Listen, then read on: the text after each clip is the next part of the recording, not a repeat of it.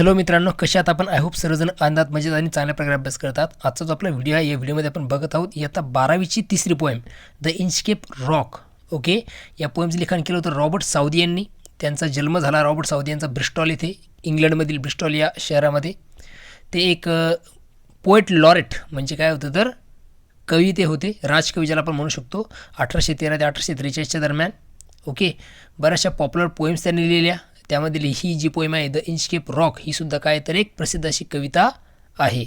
Okay, आणि या पोएममध्ये poet काय झाले तर इन्स्पायर झालेले एका लिजंडरी स्टोरीपासून, एक दंतकथा ज्याला आपण म्हणू शकतो. ओके, एक काल्पनिक कथा, त्या कथेपासून ते इन्स्पायर झालेले आहेत. आणि ही कथा कोणाची आहे तर एका ॲबॉटची आणि एका पायरेटची अशी कथा आहे. पायरेट म्हणजे काय तर समुद्रात दरोडे करणारा जो दरोडेखोर असतील, समुद्रामध्ये केलेला जहाजांची लूट करणारा जो काय असतो पायरेट, त्याला आपण जो समुद्रातील जहाजांची जी कोणी लूटमार करतो त्याला पायरेट असं म्हणतात. आणि ॲबॉट म्हणजे काय तर मठाधिपती यांच्या संदर्भातली स्टोरी आहे. ओके, तर तीच वर्णन इथेमध्ये केलं आपल्या दुसरं या पोएममध्ये. आणि ही जी पोएम आहे ती एक बॅलेड आहे. बॅलेड म्हणजे काय तर एक लाँग पोएम ज्यामध्ये काय केलं असते, एखादी स्टोरी सांगितलेली असते. ओके, त्याला बॅलेड असं म्हणतो. तर ही पोएम काय तरी बॅलेडचं उदाहरण सांगता येईल तुम्हाला. अंडरस्टँड. तर पोएमला सुरू करण्यापूर्वी काही गोष्टी तुम्हाला लक्षात ठेवायच्या आहेत. त्यामध्ये पहिला जो आहे तो ॲबॉट ऑफ ॲपरब्रॉथॉक.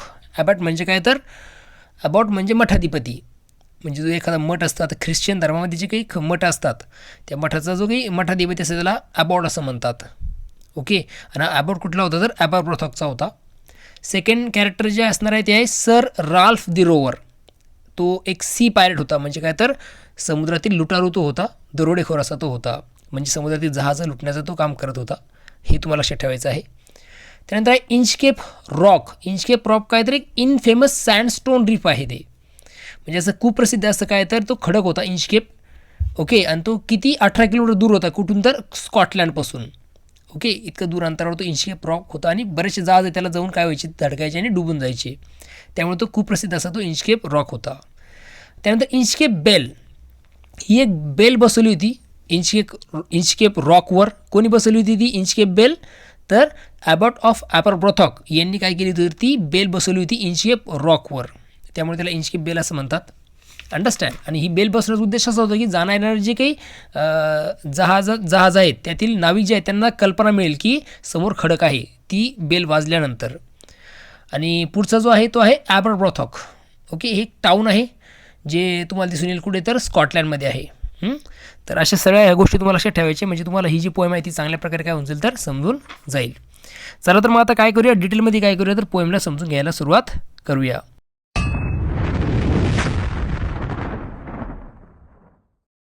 द इंचकेप रॉक या पोएमचं लिखाण जसं मी तुम्हाला सांगितलं की रॉबर्ट साऊदी यांनी केलेलं आहे. ही जी पोएम आहे ती एक बॅलेड आहे. बॅलेड म्हणजे काय तर पोवाड्याच्या स्वरूपात आहे. एकंदरीत 17 स्टांजा यामध्ये आहेत. ओके, म्हणजे कथा सांगितलेली आहे या पोएममधून.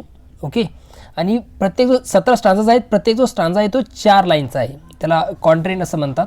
ओके, आणि जसं बघितलं तर या पोएममध्ये प्रत्येक स्टांजाची रायमिंग स्कीम दिसेल तुम्हाला, ती दिसेल AABB. अंडरस्टँड. जसं बघा CB मोशन ओशन, म्हणजे शेवटचे जे वर्ड्स असतात प्रत्येक लाईनमध्ये त्याला कन्सिडर करावं लागतं तुम्हाला रायमिंग स्कीम काढण्यासाठी. तर इथे तुम्हाला दिसेल काय तर AABB ही रायमिंग स्कीम तुम्हाला दिसते पूर्ण पोएमची. आणखीन महत्त्वाची गोष्ट, या पोएमची थीम दिसेल तुम्हाला, ती काय तर जे लोक काय करतात वाईट गोष्ट करतात, those who do bad things meet with a bad end. जे लोक इतरांचं वाईट करतात त्यांचंसुद्धा शेवटी काय होत असतं तर वाईटच होत असतं. ही काय तर या पोएमची थीम सांगता येईल तुम्हाला.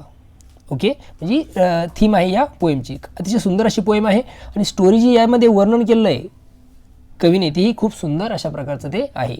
ओके, कथनात्मक नॅरेटिव्ह अशा प्रकारची ही पोएम आहे. आता आपण काय करतो स्टांजा वाईज पोएमला समजून घ्यायला सुरुवात करत आहोत. द इंचकेप रॉक सदर पोएमचं लिखाण केलं आहे रॉबर्ट साऊदी यांनी. तर पहिल्या स्टांजापासून आपण सुरुवात करत आहोत. पहिला स्टांजा जो आहे तो सांगतोय की जी काही शिप होती, जहाज होती, ती किती शांत आहे आणि कुठल्या प्रकारची हालचाल त्यामध्ये नाही आहे. समुद्रामध्ये ती शांताशी स्थिरपणे उभा आहे. ओके, तर काय दिलं आहे पहिल्या स्टांजामध्ये सर्वप्रथम बघा रायमिंग वर्ड्स कुठले तर CB आणि मोशन ओशन हे रायमिंग वर्ड्स आहेत. रीड करतोय आणि एक्सप्लेन करतोय. No stir in the air, no stir in the sea, the ship was as still as she could be. कुठल्या प्रकारची हालचाल, स्टर म्हणजे काय तर हालचाल, मूवमेंट. तर कुठल्या प्रकारची हालचाल हवेमध्ये नाही आहे आणि कुठल्या प्रकारची हालचाल ही समुद्रामध्ये नव्हती. ओके, म्हणजे हवेतही हालचाल नव्हती आणि समुद्रातही हालचाल नव्हती. The ship was as steel as she could be, आणि जितकं शक्य होईल तितकं ती शिप जी आहे ती कशी होती तर शांत होती, स्थिर अशा प्रकारे ती होती. ओके, शी कुड बी, शी हा प्रोनाउन वापरलेला आहे शिपसाठी, लक्षात घ्या तुम्ही. हे पर्सॉनिफिकेशनचं एक्झाम्पल आहे. आता आपण डिटेलमध्ये बघणार आहोत. हे जे लाईन आहे ती पर्सॉनिफिकेशनचं एक्झाम्पल सांगता येईल. म्हणजे ह्युमन क्वालिटीज दिलेल्या आहे कशाला तर शिपला, जहाजाला. पुढची लाईन बघा काय सांगितलेलं आहे. Her sails from heaven received no motion, her keel was steady in the ocean. Her sails म्हणजे काय तर त्याला पण म्हणतात जहाज. ही जी जहाज आहे त्याला कुठलं हेवन म्हणजे आकाश, तर आकाशातून कुठल्या प्रकारची हवेची काय मूवमेंट नाही आहे, त्यामुळे कुठल्या प्रकारची मोशन गती मिळत नाही कशाला तर त्या जहाजाला. ओके, म्हणजे कुठल्या प्रकारची गती त्या जहाजाला मिळत नाही आहे आणि ती कशी तर शांत स्थिर अशी उभी आहे त्या समुद्रामध्ये. Her keel was steady in the ocean. आता किलचा अर्थ होतोय एक म्हणजे जहाजाच्या खालचा जो भाग असतो, बॉटम साईड. ओके, ज्याच्यावर जहाज असते अवलंबून असते. ओके, तळाचा भाग थोडक्यामध्ये जहाजाचा, तर तो जो की तळाचा भाग आहे तो कसा तर एकदम स्टेडी म्हणजे एकदम स्थिर अशा प्रकारे तो समुद्रामध्ये होता. थोडक्यात सांगायचं झाल्यास काय तर कुठल्या प्रकारची हवेमध्ये मूवमेंट नाही, कुठल्या प्रकारची समुद्रामध्ये मूवमेंट नव्हती आणि जी काही जहाज आहे ती एकदम शांत अशी स्थिरपणे ती उभा होती. कशामध्ये तर त्या समुद्रामध्ये, असं कवी इथे म्हणत आहे. सेकंड स्टांजाकडे बोलतोय आपण. काय दिलं बघा. Without either sign or sound of their shock the waves flowed over the Inchcape rock, so little they rose, so little they fell, they did not move the inchcape bell. याचा अर्थ असा होतोय की ज्या की लाटा आहेत त्या काय होतात तर इंचकेपवरून वाहत आहेत. The waves flowed over the Inchcape rock, जो इंचकेप रॉक आहे त्याच्यावरून काय होत आहेत तर लाटा वाहत आहेत. Without either sign or sound of their shock. आता ह्या जे काही लाटा आहेत त्यांची जी काही त्या जे काही उडत आहेत त्या एक पहिल्या स्टांजामध्ये कवीने सांगितलेलं की एकदम निखळशी शांतता आहे, त्यामुळे कुठल्या प्रकारचं साईन नाही आहे किंवा कुठल्या प्रकारचा साऊंड त्या लाटांचा तिथे नाही आहे आणि त्या ज्या लाटा आहेत त्या खूप शांत असल्यामुळे त्या काय आहेत तर हळूच काय होत आहेत तर इंचकेप रॉकवरून वाहत आहेत. सो लिटल दे रोज, आणि त्या ज्या लाटा आहेत त्या हळूमध्ये छोट्या वरती जायच्या आणि पुन्हा वापस येत होत्या. लिटल दे फेल, काही मागं जायच्या हळूच आणि हळूच काय व्हायचं तर पुढे त्या जात होत्या, परंतु त्याची जी काही वेग होता तो कसा होता खूप शांत होता. They did not move the Inchcape bell. आत्ताच मी तुम्हाला सांगितलं की त्यांचा जो वेग होता त्या लाटांचा तो कसा होता शांत असा प्रकारे होता, त्यामुळे त्या ज्या काही लाटा होत्या त्या काय करू शकत नव्हत्या तर इंचकेप बेलला काय करू शकत नव्हत्या तर हलवू शकत नव्हत्या, त्या हलवत नव्हत्या. इंचकेप बेलला त्या हलवत नव्हत्या. समजलंय? थोडक्यात सांगायचं झालंच काय तर लाटा शांत आहेत, कुठल्या प्रकारचा साईन म्हणजे संकेत त्या लाटांचा तिथे नाही आहे. त्या लाटा शांत आहेत, कुठल्या प्रकारचे चिन्ह त्या संकेत किंवा साऊंड तिथे नाही आहेत त्या लाटांचे. आणि ज्या लाटा आहेत त्या काय होत आहेत तर इंचकेप रॉकवरून वाहत आहेत, हळूच वरती जायच्या आणि हळूच वापस यायच्या. आणि काय तर त्या ज्या लाटा आहेत त्या काय करत नाही आहे तर इंचकेप बेलला काय हलवत नव्हत्या. अशा प्रकारची सगळी सिनॅरिओ पोएट इथे उभा करतो आणि आपल्याला काय सांगतोय तर इंचकेपबद्दल इथे इंट्रोड्यूस करत आहे. ओके, रायमिंग वर्ड्स आहेत shock rock fell bell. Third स्टांजामध्ये कवी काय म्हणतोय बघा. The abbot of Aberbrothok. Abbot means head of abbey of monk, ज्याला आपण म्हणतो मठाधिपती. ओके, एखादं मठ असेल ख्रिश्चन धर्मातील जे मठाधिपती असतात त्यांना ॲबॉट असं म्हणतात. आणि हा जो ॲबॉट होता तो कुठला होता तर ॲबरब्रॉथॉकचा होता. ॲबरब्रॉथॉक कुठे आहे तर ही जे काही शहर आहे, ओके, हे कुठे तर स्कॉटलँडमध्ये आहे. अंडरस्टँड? तर हे टाऊन त्या स्कॉटलँडमध्ये आहे. तर तिथला तो काय होता मठाधिपती होता. Had placed that bell on the Inchcape rock. आणि ही जी काही इंचकेप रॉकवर बसवलेली जी बेल होती, ओके, ती कोणी बसवलेली होती तर ॲबॉट ऑफ ॲबरब्रॉथॉक यांनी बसवलेली होती. ऑन अ बॉय, आणि कशावर बसवलेली होती त्यांनी तर ऑन अ बॉय. बॉय म्हणजे काय तर एक फ्लोटिंग ऑब्जेक्ट आहे जो काय करतो तर एक फ्लोटिंग ऑब्जेक्ट आहे तो समुद्रामध्ये. आणि एक मार्किंग असतं ते की डेंजरस प्लेस, समोर एखादी गोष्ट जर डेंजर असेल तर ती असली मार्क करण्यासाठी तो बॉय बसवलेला असतो आणि तो तरंगत असतो समुद्रावर. ओके, तर त्या बॉयचा वापर करून यांनी काय केली होती तर बेल बसवली होती कोणी ॲबॉट ऑफ ॲबरब्रॉथॉक यांनी. On a boy in the स्ट्रोम it float and swung. आणि त्या बॉयवर बसवल्यानंतर जेव्हा केव्हा स्ट्रोम यायचा म्हणजे वादळ यायचं किंवा मग लाटा खूप जोराने यायच्या त्यावेळेस ते काय व्हायचं तर तो बॉय तरंगायचा आणि स्वंग, आणि त्यावर हेलकावे घेत होती कोणतरी तर ती बेल. आणि जितक्या जोरामध्ये काय असेल वादळ असेल किंवा जितक्या जोरात त्या लाटा आदळतील and over the waves it warning rang. Okay, rang. तर जितक्या जोरात त्या वेव्ज येतील, लाटा येतील, त्याच्यामुळे काय व्हायचं तर ती बेल जी आहे ती वाजत होती आणि ती काय करायची तर वॉर्निंग द्यायची. ती रंग जी होती म्हणजे रिंग व्हायची ती, पण ती काय होती वॉर्निंग, सतर्क करायची ती बाकीच्या खलाशांना की इथे काय तर रॉक आहे, खडक आहे सांगण्याचं काम त्या वॉर्निंग बेलमधून होत होतं. म्हणजे ॲबॉट जो आहे तो ॲबरब्रॉथॉकचा त्यांनी एक चांगलं काम केलं होतं की येणार जहाजं काय व्हायची तर त्या खडकावर आदळायच्या आणि बुडून जायचे, सिंक व्हायचे.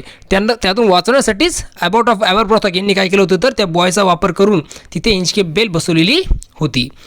आणि जेव्हा केव्हा वादळी वातावरण राहायचं किंवा खूप जास्त वेगाने हवा व्हायची आणि लाटा व्हायच्या त्यावेळेस ती बेल वाजायची आणि ती कल्पना देत होती कोणाला तर त्या खलाशांना की इथे काय तर खडक आहे. अशा प्रकारे आता आपण बघतोय पुढचा स्टांजा काय दिसतंय बघा. When the rock was hit by the surge swell the mariners heard the warning bell. जेव्हा काय व्हायचा हा जो खडक होता तो काय व्हायचा तर सर्जस स्वेल म्हणजे काय तर sudden and great rise in the level of sea. समुद्राची पातळी जी आहे पाण्याची ज्यावेळेस काय होते वाढते, अचानक झाली जी समुद्राच्या पातळी अचानक झाली जी वाढ आहे त्याला आपण काय म्हणतो सर्ज स्वेल. म्हणजे या जे की सर्ज स्वेल म्हणजे समुद्राच्या पातळीत जी वाढ होती पाण्याच्या पातळीमध्ये त्यामुळे काय व्हायचं तर तो खडक जो आहे तो काय होऊन जायचा झाकून जायचा, लपून जायचा. हाईट म्हणजे काय तर लपून जाणे किंवा झाकून जाणे.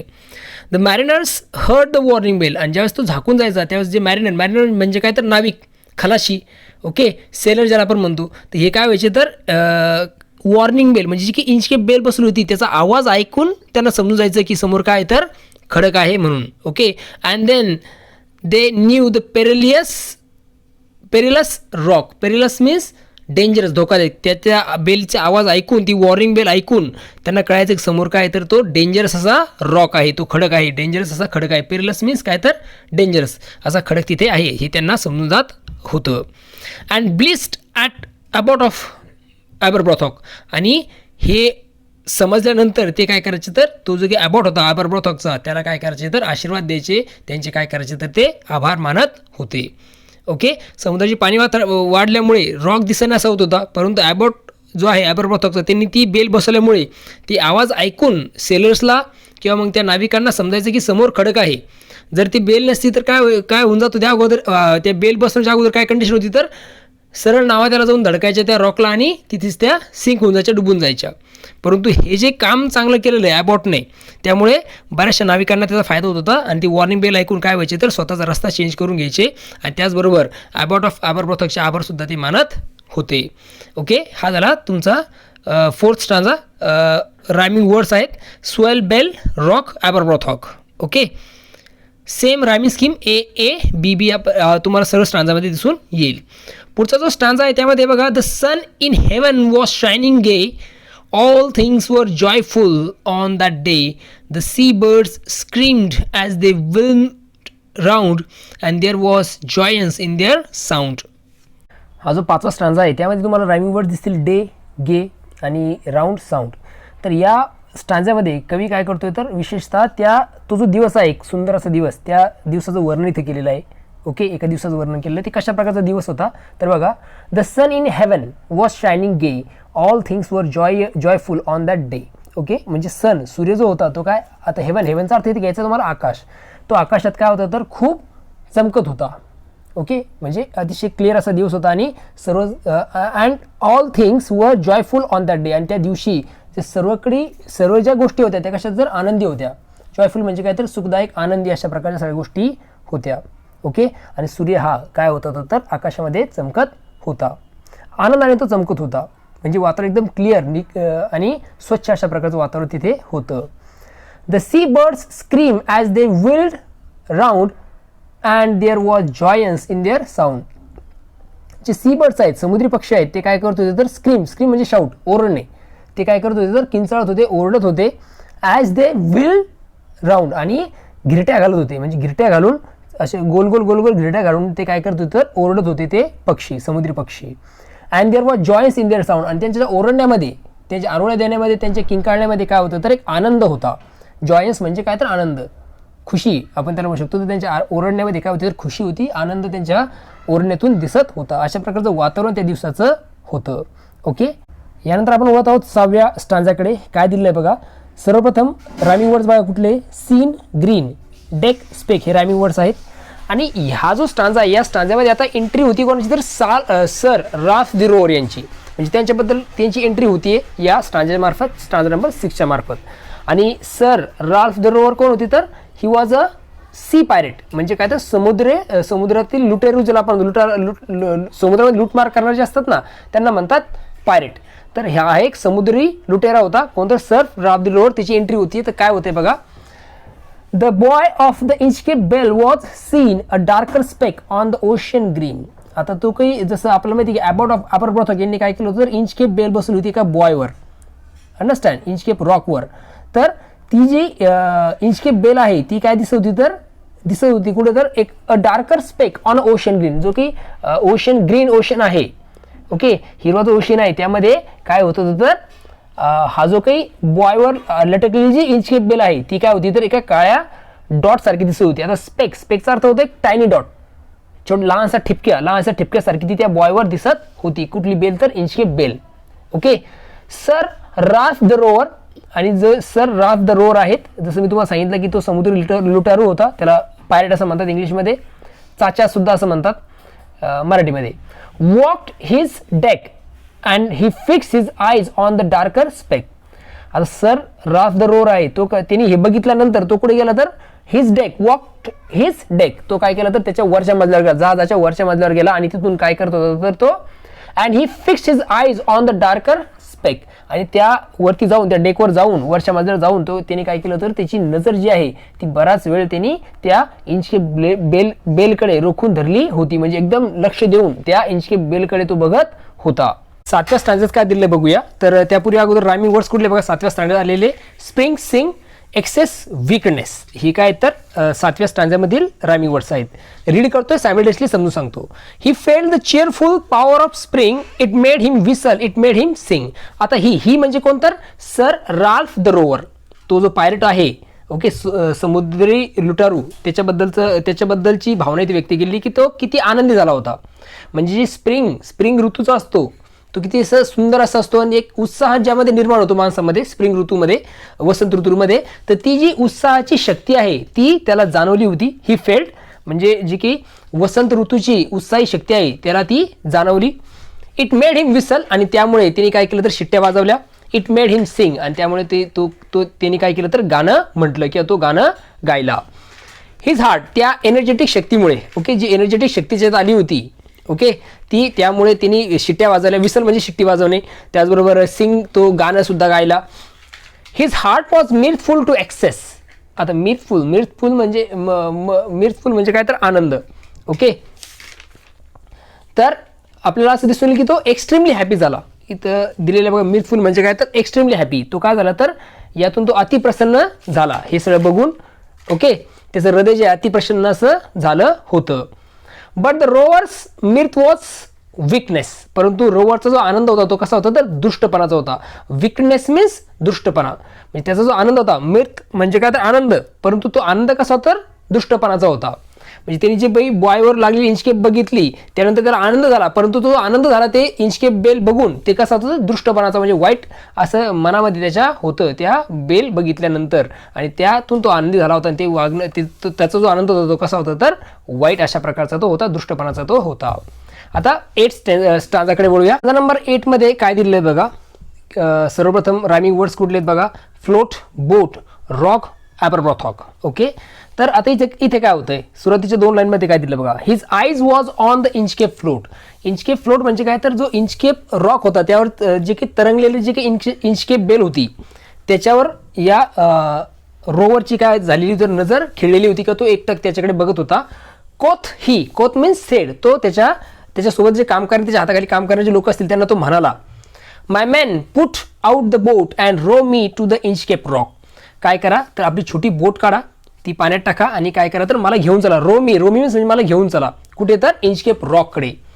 And I will plague the abbot of Aberbrothok, okay. आणि मी काय करतो तर ते जाऊन मी काय करतो, आय विल प्लेक म्हणजे काय तर डिस्ट्रॉय करणे, तोडून टाकणे किंवा मग अडचण निर्माण करणे, ज्याला आपण म्हणतो थोडक्यामध्ये त्रास देणे. तर मी काय करतो, जे काम केलेले कोणी अबॉट ऑफ ॲपरब्रॉथॉक यांनी ते काम काय करतो मी तर डिस्ट्रॉय करतो किंवा त्याला पूर्णतः मी काय करतो तोडून टाकतो.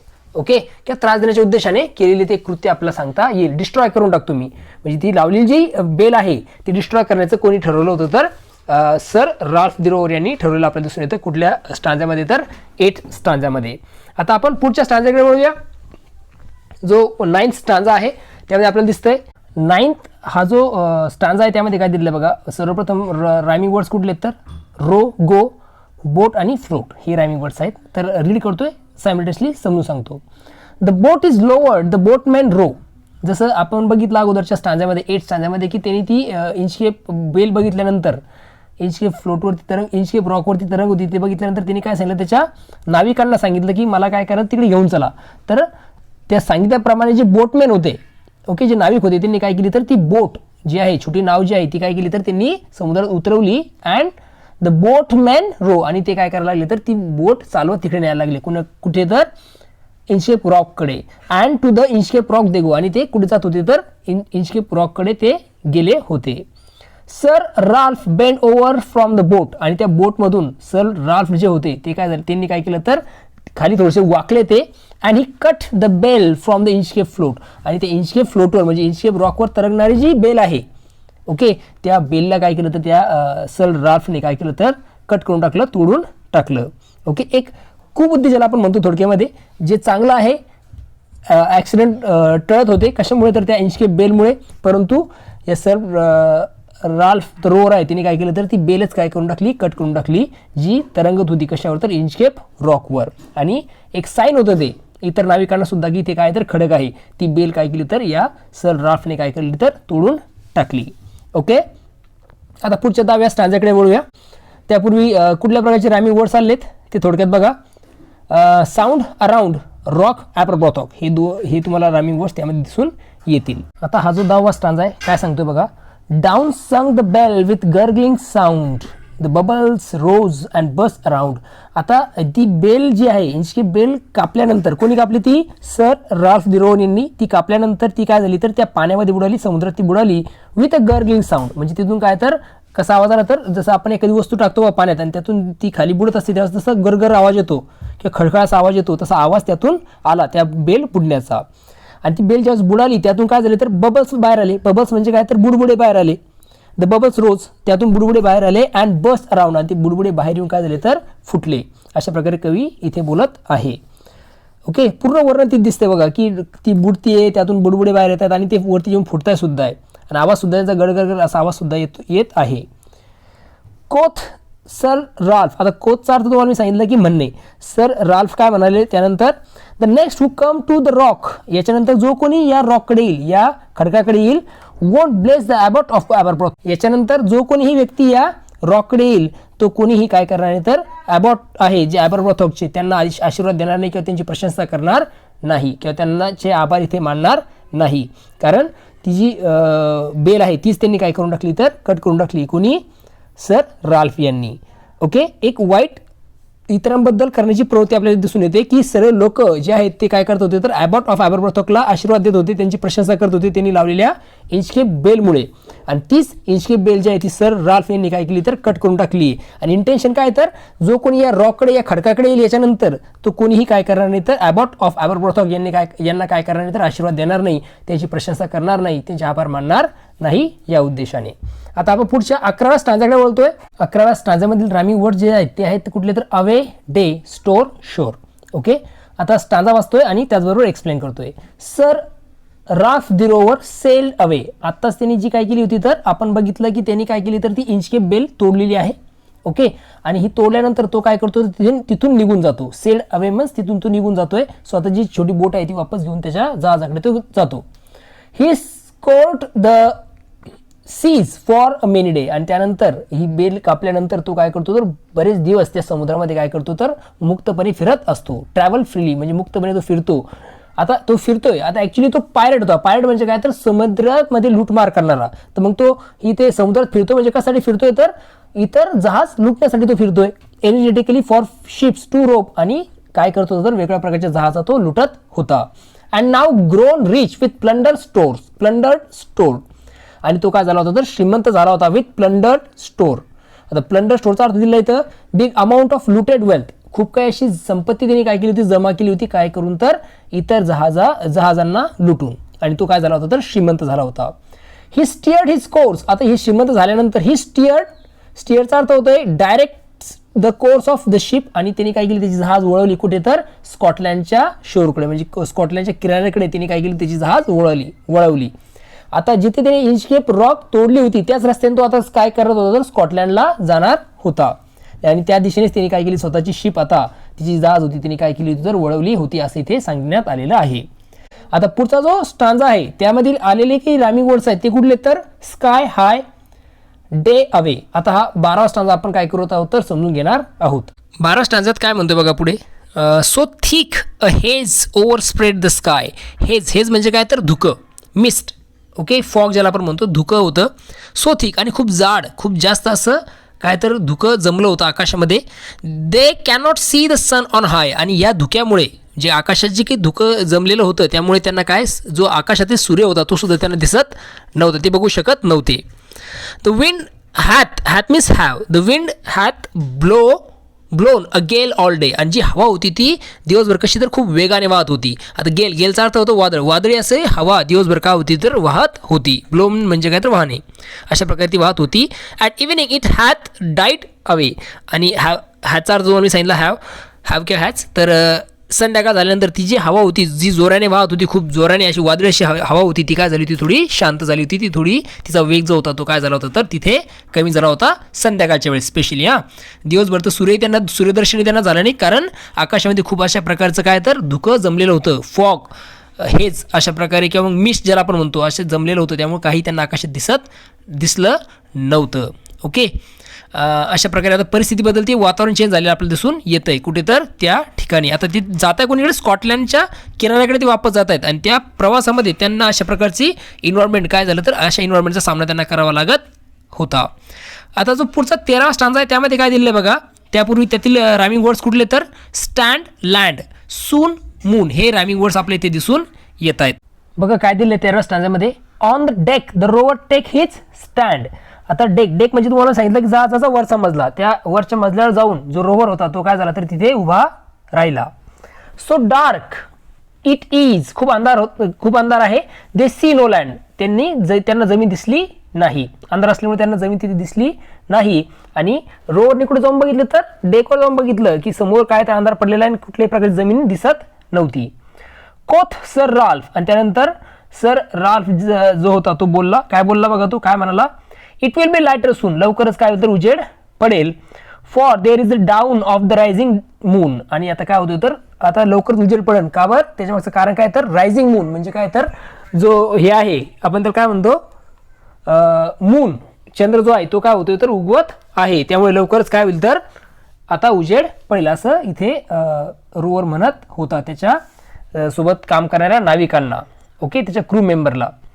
14वा स्टांजा आपण बघतो आहोत. रायमिंग वर्ड्स काय तर रोर, शोर, टेल, बेल, हे काय तर रायमिंग वर्ड्स आपले इथे दिसून येत आहेत. तर काय सांगितलेलं आहे बघा, कवी काय म्हणतोय, canst hear said one the breakers roar. काही ऐकू शकत नाही. कान्स्ट म्हणजे काय तर कॅन यू, ओल्ड इंग्लिश आहे, जुन्या काळातली, कॅन यू, ऐकू शकता का असं इथे विचारतोय तो. आणि काय म्हणतोय तर द ब्रेकर्स रोर म्हणजे काय तर लाटांचा आवाज तिथे येतोय, आणि ज्या लाटा आहेत त्या काय होतात तर कशावर जाऊन तरी आदळत आहेत, त्याचा आवाज तिथे येत होता. त्याला त्या जो काही नाविक असेल त्यांच्यातला जे एखादा क्रू मेंबर त्याला ते ऐकू आलं. फॉर मी थिंग्स मीन्स मला असं वाटतंय, we should be near the shore. आपण काय असायला पाहिजे तर आपण कुठं असायला हवेत आता, नियर द शोर म्हणजे काय तर किनाऱ्याच्या जवळ आपण असायला पाहिजेत, कारण तो आवाज जो येतो लाटांचा आदळण्याचा कशावर तरी, तेव्हा असा अंदाज त्यांनी काढला की आपण काय असणार आहे तर निश्चितच कुठे असणार आहे तर शोरच्या म्हणजे किनाऱ्याच्या जवळ आपण असू शकतो. Now where we are I cannot tell. आता मी सांगू शकत नाही की आपण कुठे आहोत.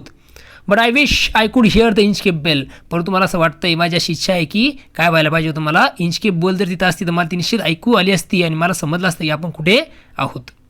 ओके, माझी इच्छा आहे की I could hear the Inchcape bell, मला काय ऐकू यायला पाहिजे होतं तर इंचकेप बेल ऐकू यायला हवी होती. म्हणजे त्याचा अंदाज काढून तो सांगू शकला असता की ते कुठे आहेत म्हणून. पुढचा जो स्टांजा आहे तो आहे 15 नंबरचा. 15व्या स्टांजामध्ये येणारे जे काही रायमिंग वर्ड्स आहेत ते आहेत strong, along, shock, rock. Okay, तर काय दिलं बघा, this hear no sound the swell strong. त्यांना कुठल्या प्रकारचा आवाज येत नव्हता बघा. आणि द स्वेल स्ट्रॉंग, स्वेलचा अर्थ इथे घेऊ आपण लाटा. लाटा कशा होत्या तर खूप स्ट्रॉंग होत्या, खूप मोठ्याल्या अशा लाटा होत्या.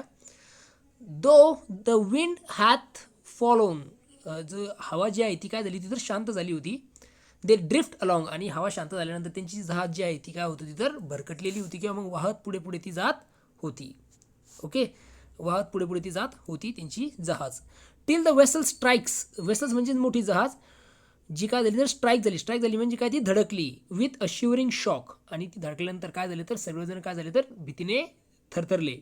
Shivering shock, with a shivering shock, ती वेसल ती जहाज धडकल्यानंतर सगळे काय झाले तर भीतीने थरथरले. आणि काय म्हणाले ते तर कोणीतरी म्हणालं oh Christ it is the Inchcape rock, आणि कोणीतरी काय म्हणलं तर हे क्राइस्ट, ओके, हे काय तर इंचकेप रॉक आहे, अशा प्रकारे ते म्हणले. ज्यावेळेस ती वेसल धडकली, ती जहाज धडकली त्या पर्टिक्युलर थिंगला, एखाद्या गोष्टीला, त्या रॉकला धडकल्यानंतर कोणीतरी म्हणालं काय म्हणालं तर it is the Inchcape rock, हे काय तर इंचकेप रॉक आहे, अशा प्रकारे कोणीतरी ते म्हणालं.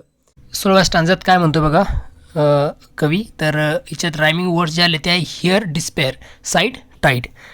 काय एक्सप्लेन केलं आहे बघा. ओके, आता त्यांची जी रॉक आहे, त्यांची जी काही वेसल आहे, जहाज आहे, ती धडकलेली कशाला तर इंचकेप रॉकला. त्यानंतरची परिस्थिती सांगितलेली इथे. Sir Ralph the rover tore his hair, he curst himself in his despair. आता इथे सर राल्फ जो आहे तो काय करायला लागला, स्वतःची केस उपटायला लागला. Okay, pulled hard. ओके, म्हणजे तो काय करायला स्वतःची केस उपटायला लागला. And he curst himself in his despair, आणि त्याने जे काही गोष्टी केलेल्या आहेत त्याच्याबद्दल तो काय करायला स्वतःला शिव्या द्यायला लागला, स्वतःला तो शाप द्यायला लागला. ओके, म्हणजे त्यांनी जी वाईट गोष्ट केली, पहिली गोष्ट म्हणजे त्यांनी काय केलं तर त्यांनी जी काही इंचकेप बेल बसवलेली होती त्या रॉकला, ओके, ती त्यांनी काय केली तर कट केली. आणि ही कट केल्यामुळे आता सर्व आशा हरवलेल्या होत्या. ओके, स्वतःला शाप देण्याशिवाय दुसऱ्या कुठल्या प्रकारची आशा त्याच्याकडे आता उरलेली नव्हती. सगळ्या होप्स ज्या होत्या त्या काय झालेल्या होत्या तर संपलेल्या होत्या. ओके, त्यामुळे तो स्वतःला काय करत होता तर शिव्याशाप देत होता. The waves rush in every side, आणि ज्या काही लाटा आहेत त्या सर्व बाजूने त्या शिपमध्ये घुसत होत्या. The ship is sinking beneath the tide, आणि जी जहाज आहे ती काय होत आहे तर त्या टाईडमध्ये म्हणजे त्या पाण्याच्या भरतीमध्ये काय होती तर ती बुडत जात आहे. अशा प्रकारे ते वर्णन कवीने केलेलं आपल्याला दिसून येतं. ओके, म्हणजे बघा वाईट कृत्य केलं आहे सर राल्फ द रोवरने, त्याचा परिणाम त्याला भोगावे लागलेत. ज्या इंचकेप रॉकवरील तिने काय केली तर इंचकेप बेल काय केली तर तोडली, त्याच इंचकेप रॉकला जाऊन हा काय झाला तर पुन्हा धडकला, आणि तिची जहाज तिथेच काय झाली तर पाण्यामध्ये डुबलेली आपल्याला दिसून येते. शेवटच्या स्टांजामध्ये काय दिले ते बघूया. 17व्या स्टांजामध्ये आलेले रायमिंग वर्ड्स आहेत फिअर, हिअर, बेल, नेल. काय सांगितलेलं बघा. But even in his dying fear, आता त्याला माहिती आहे की आता कुठल्या प्रकारचा पर्याय उरलेला नाही, आता तो मरणार तर आहे.